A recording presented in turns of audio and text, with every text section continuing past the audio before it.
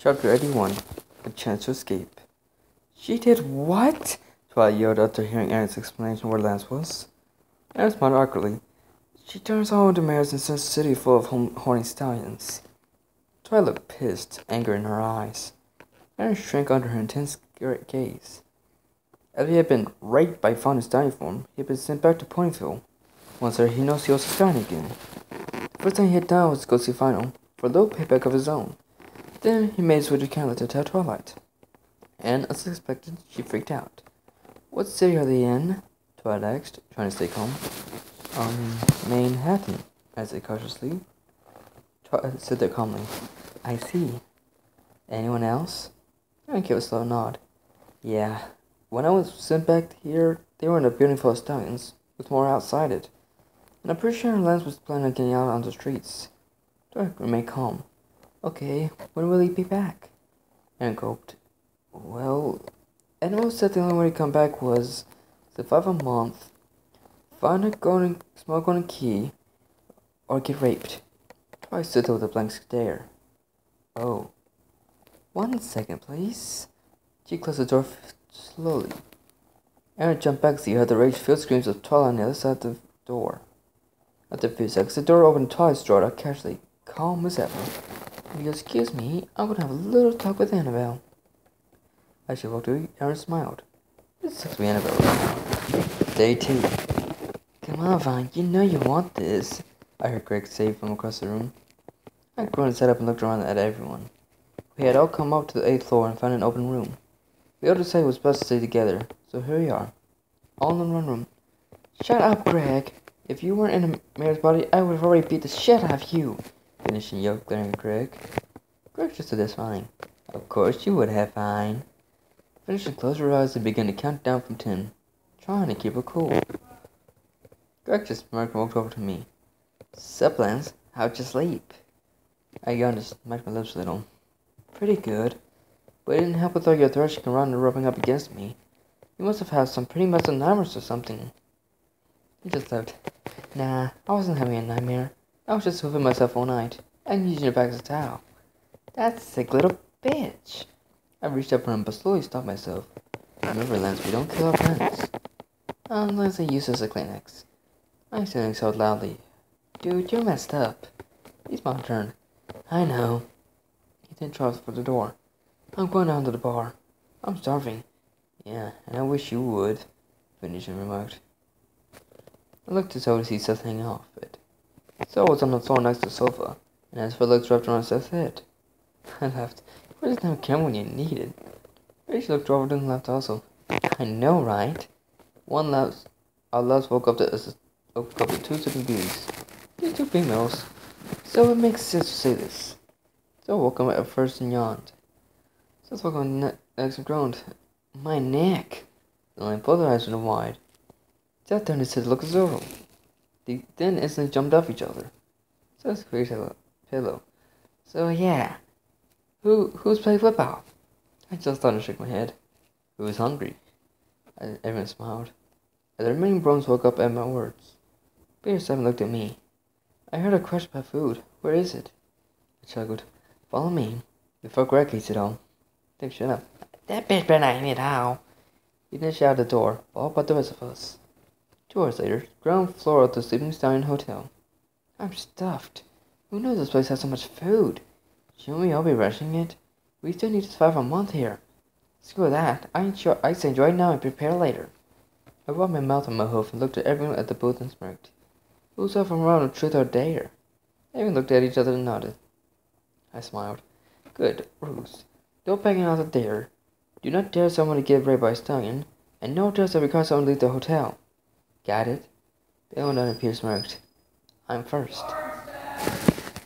He then looked at David. "David, truth or dare?" David thought for a second. "Truth." Peter sighed.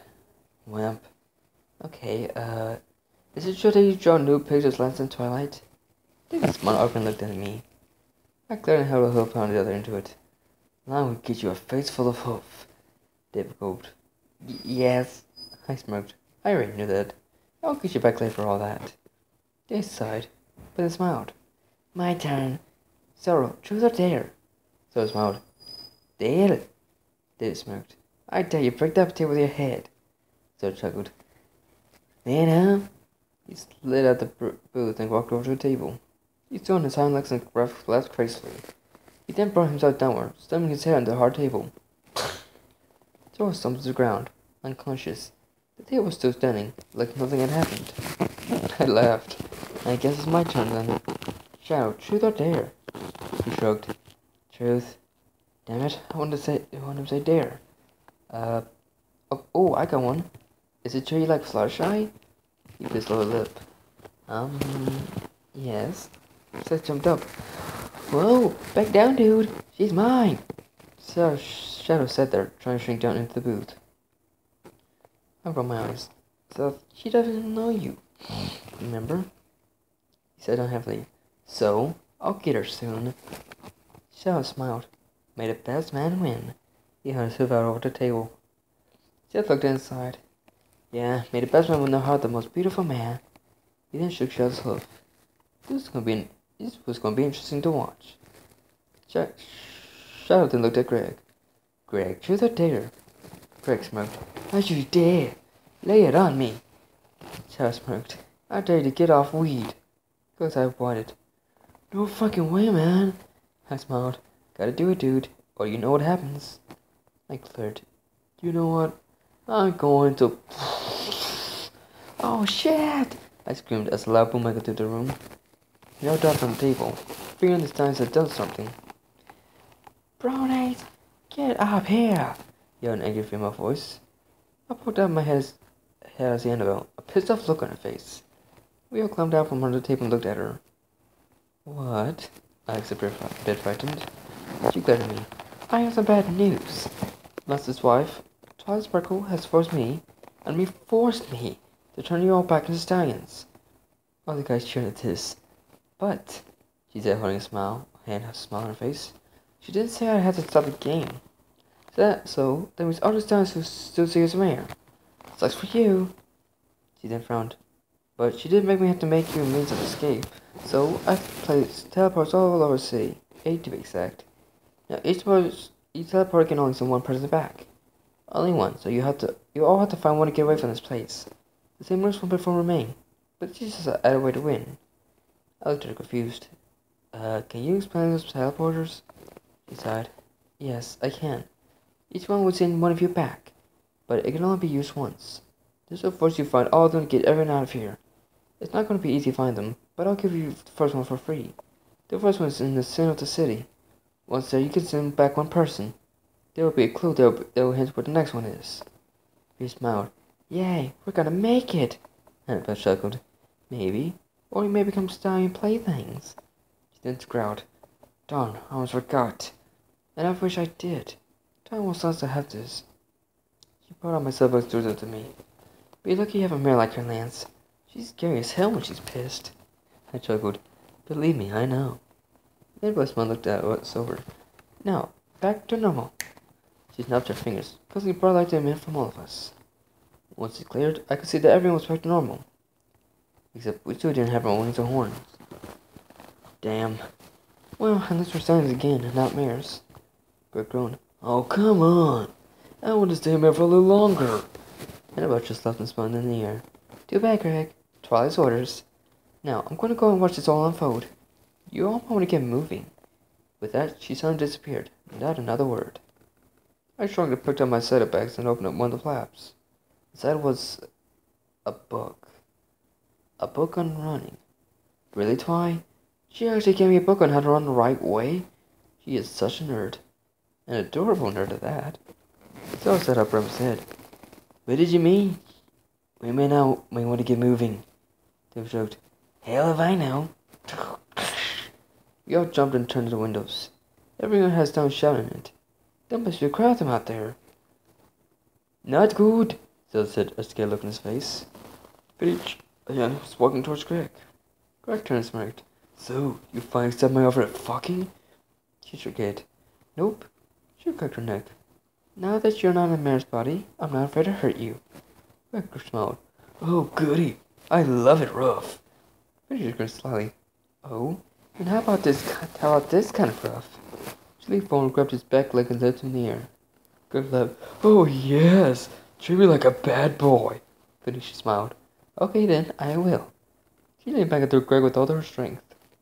His body flew through the air like a ragdoll and crashed through one of the many windows. Whoa. Outside, we heard him yelling at the Stannis. Get back! Ah! Hey, watch it, Jackers! Ah! That's like, go there! Get that out! No, not in the mouth! My mouth hung open in shock. Poor Greg. We could hear the muffled yells and screams of Greg. The Stannis of the wind began to back up slowly, going for the new easy prey. Oh, damn. Poor guy. I feel sorry for him. Venetia turned to us and smiled. Let's get out of here while they're distracted. We all nodded, all scared of what she might do if we questioned her actions. We all ran towards the back entrance and ran out of the back alley. I looked around and thought of our route. Okay, we are very close to the center of the city, but it's half a mile. So that's about the 5 minutes of walking, or if we run like hell. Venetia shook her head. No, we have to be stealthy. If not, they will get there with a crowd chasing us. That won't be good. I nodded in agreement. Then we'd be stealthy. Follow me. We began to walk down the alley, towards our destination. Dudes, what's in the saddlebags? So Rags surrounded beside me. I sighed. A book is in the left one. What about the right one? I shrugged. I have no idea. You can check if you want. You know and open it. Rope? What the hell are we going to do with a rope? I chuckled. I don't know. Let's just try logic for you. A book and a rope. We all had a good laugh at that, but remained serious for the rest of the walk. Now, Miss Slater. My math was wrong, okay? We stood over the metal pressure plate, all confused. This is a teleporter? Shadow questioned. I shrugged. Guess so. Who's going back? Everyone raised their hooves. I sighed. I'll choose Shadow. He's done nothing to you. I smiled Shadow. You're up, dude. He smiled happily. Thank you, Lance. He stepped on the pad. I'll see you soon. Ding! The sound of a loud ding about sounded like as he was sent away. All around us, we could hear the yells of stallions. Dave bit his lip. You might want to run now. He nodded. I agree. We all turned to the nearest alley and sprinted towards it. As the last of us stepped in the alley, we could hear the loud cheers of the stallions behind us. Luckily, I don't think they saw us. This gave us a chance to the other end. I quickly took the lead and pushed forward. As we neared the end, a stallion stepped into view. I looked and smiled. Oh yeah. He then charged towards us. I kept running. I got him. As we neared each other, I jumped aside suddenly, hit the wall with my legs. I pushed up as hard as I could and twisted, stuck my hind leg into the stallion's jaw. I let no force and turned to face him.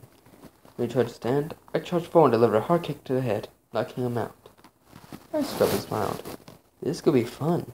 I turned to the others. Come on, let's get out of here. Food warehouse. Damn, Miss Slater.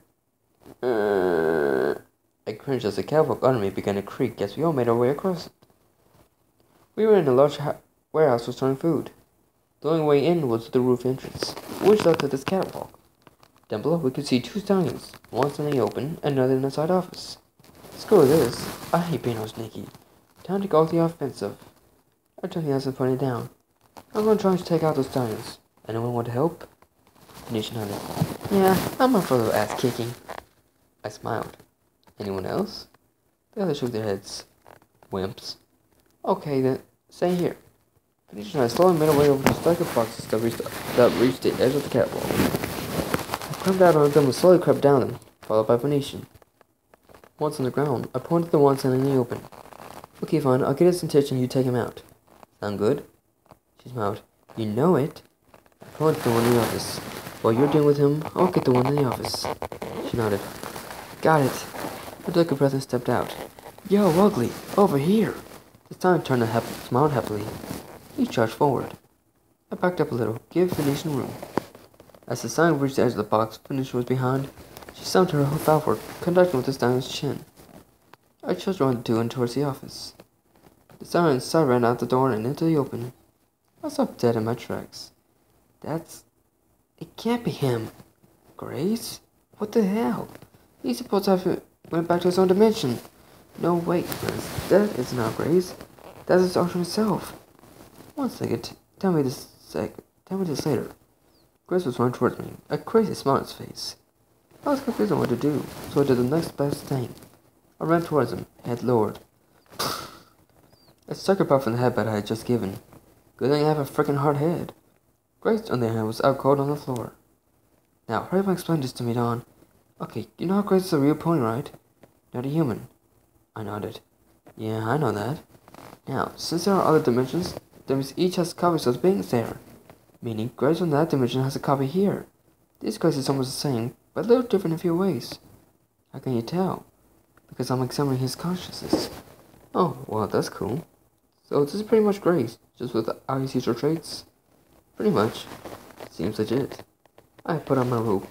I know what I must do. I used the rope to tie his hooves together. First his front two, then his back. Finished while I'm confused. Why are you doing that? I looked at her, remembering that she had never met Grace. Well, I kinda know him. She nodded and looked up in motion for the rest of the guys to come down.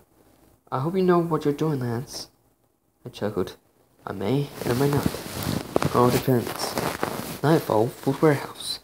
We all sat around the small fire Phoenicia had made. She had used some old boxes to prepare to get started. We're just lucky that the floor is concrete.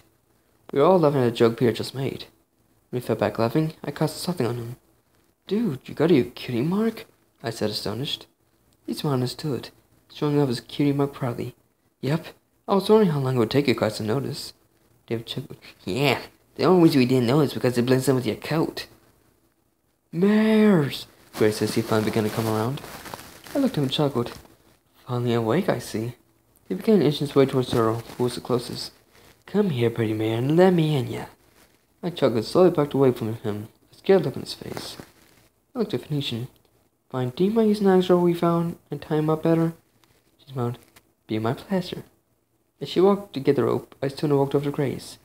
Sorry about this, man. I pulled out a piece of cloth and wrapped it around his head and gagged his mouth, making sure he couldn't want the others to see our presence. When she returned and double tied his legs. When she finished, I picked up a second piece of cloth. One more spot to cover. I then wrapped around his head, putting it over his eyes, blocking his view of us. I sat down a few feet away and yawned. So we're here on watch duty. I groaned. I'm he. I shrugged. I don't know. You were just the obvious choice. Everyone nodded in agreement. Glad us all groaned. Fine, I'll go first. But if something's breaking here, I'm all gonna yell. After that, I'm out of here. I smiled. Sounds good to me. I twisted away, putting my back to the fire and lay down. I put my leg up under my head and got into a comfortable position. Tomorrow, I'm gonna make sure I get everyone out of here. Even Grace.